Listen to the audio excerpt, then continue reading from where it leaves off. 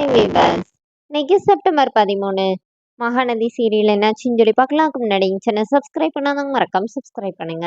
இன்னைக்கு என்ன அப்படின்னு சொல்லி பார்த்தீங்கன்னா, இங்க வந்து நிவினும் விஜய் மீட் பண்ணி பேசிக்கிறாங்க. ரெண்டு பேரும் ஆப்போசிட் டைரக்ஷன்ல நின்று அப்படியே பேச ஆரம்பிக்கிறாங்க. இப்ப விஜய் என்ன சொல்றாருன்னா, இந்த மாதிரி யமுனா வந்து உங்களுக்காண்டி தான் இந்த மாதிரி பண்ணிட்டு இருக்கா. இந்த மாதிரி உங்க மேல ஒரு பாசமா இருக்கிற ஒரு பொண்ணை நீங்க வேணாம் சொல்றீங்க அப்படின்னு. அப்ப நிவின் என்ன சொல்றாருன்னா, நீங்க உங்களுக்கு எதுவுமே தெரியாத மாதிரி நீங்க எப்படி இப்படி சொல்லலாம். நான் வந்து எந்த ஹோப்புமே இல்லாம ஒதுங்கி தானே இருந்தேன். நீங்க தானே எனக்கு ஹோப் குடுத்தீங்க அப்படி சொல்லிட்டு 2 பேரும் அப்படியே காரசாரமா வாக்குவாதம் பண்றாங்க. அப்போ நிவின் ஃபுல்லாவே என்ன சொல்றாருன்னா, விஜய் வந்து அந்த கான்ட்ராக்ட் பத்தி பேசினனால தான் நான் வந்து காவேரி வந்து உள்ளயே நுழைஞ்சேன். இல்லாட்டி நான் பாட்டுக்கு ஒதுங்கி இருந்திருப்பேன் அப்படிங்கிற மாரி நிவின் வந்து அத பேஸ் பண்ணியே பேசுறாரு.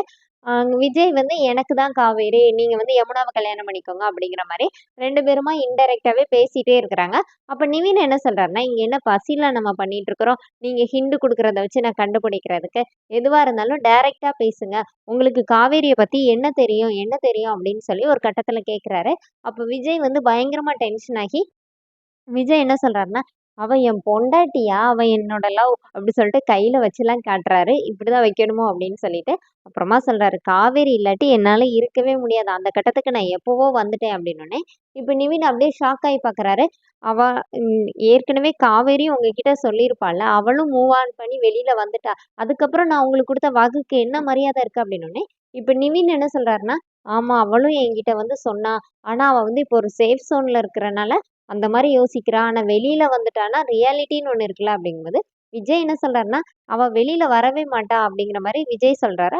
அப்போ நிவின் என்ன கேட்கிறாருன்னா, "அப்ப அந்த கான்ட்ராக்ட்னோனே, என்னைய பெரிய கான்ட்ராக்ட்" அப்படி சொல்லிட்டு விஜய் கத்துறாரு. இப்போ அப்புறமா விஜய் ஒரு வழியா ரிலாக்ஸ் ஆகி, அவர் சொல்ல ஆரம்பிக்கிறாரு. இந்த மாரி "ஃபர்ஸ்ட்டு எனக்கும் காவேரிக்கும் எதுவுமே செட் ஆகவே இல்ல. ஆனா இன்னைக்கு அவ இல்லாம என்னால இருக்க முடியாது. அப்படிங்கிற நிலைமைக்கு நான் வந்துட்டேன். அதனால இனிமே அவ வந்து எங்கேயுமே வரமாட்டா. அவ எனக்கு தான்" அப்படிங்கிற மாரி விஜய் வந்து நிவினுக்கு புரிய வைக்கிறாரு. நிவின் கண்லருந்து கண்ணீரா வருது. நிவின் வந்து அழுறாரு. அப்ப நிவின் என்ன சொல்றாருன்னா, "நீங்க வந்து தெளிவா சொல்லிட்டீங்க. இனிமே நான் வந்து காவேரிக்கு வந்து எந்த டிஸ்டர்பும் பண்ண மாட்டேன். அவ வந்து உங்க ஒய்ஃப்னால நான் அதுலருந்து வெளியில போறேன்" அப்படிங்கிற மாரி சொல்லிட்டு நிவின் கெளம்புறாரு. அப்ப விஜய் வந்து நிவின நிப்பாட்டுறாரு. "யமுனாவ பத்தி நீங்க எதுவுமே சொல்லாம போறீங்க. நான் பேச வந்ததே யமுனாக்காக தான்" அப்படின்னோனே, இப்ப நிவின் என்ன சொல்றாருன்னா, "காவேரி வாழ்க்கையில தலையிடாதீங்கன்னு சொல்றதுக்கு உங்களுக்கு உரிமை இருக்குது.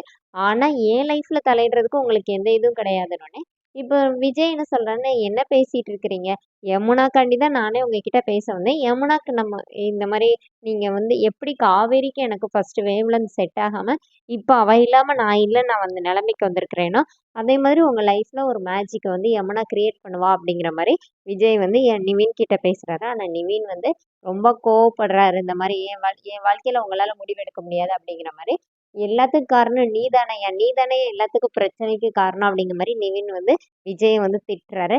2 பேரும் அப்படியே கோவமா நிக்கிறாங்க. அதோட என்னோட எபிசோட் ரன் பண்ணியிருக்காங்க. Thank you.